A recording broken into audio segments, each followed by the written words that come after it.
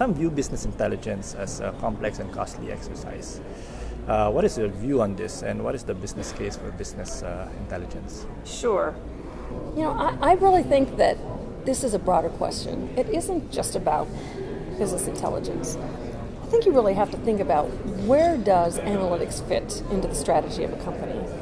And IBM's done some recent research, and we found out that companies that deploy effective business analytics are likely to be 2 to 5 times more productive in their markets and more innovative in their market spaces than companies that don't.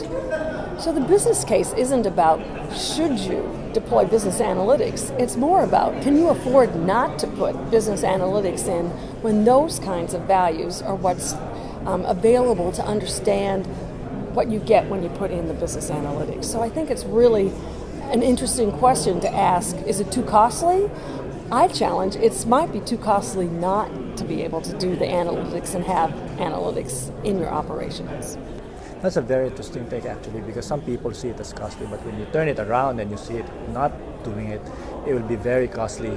In your study, there's some specific figures or maybe some numbers that we can look at when it comes to dealing with this subject? I'll kind of say, in general, we know what the numbers are, but I think we also know what kinds of returns you can get when you use analytics effectively in specific areas.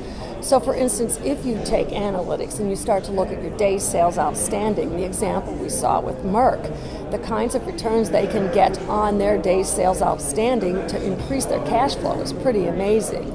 And the same thing in the HR analytics area, where if you look at your workforce and you understand your retention characteristics and when you need to hire and the kinds of people you need to hire, you can greatly improve your hiring and retention rates and improve the overall skill sets in your organization.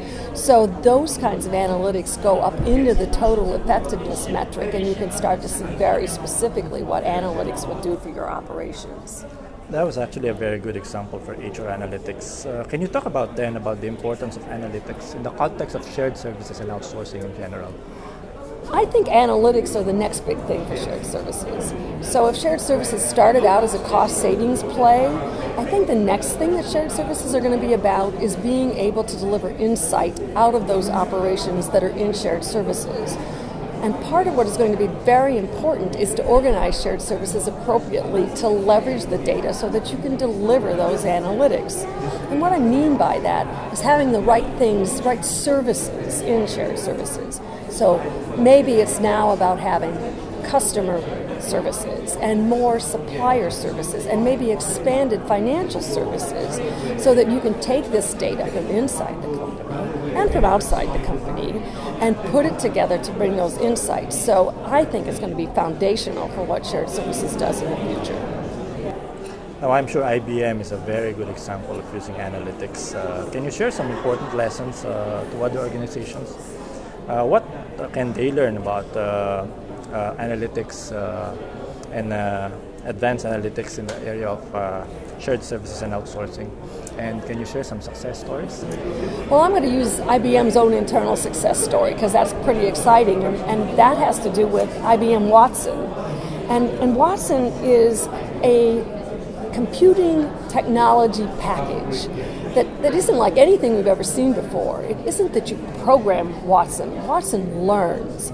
So Watson can take information from all kinds of sources, social media, your ERP, outside information like regulatory requirements and things like that, and put it all together and help you make decisions about what you do in your organization.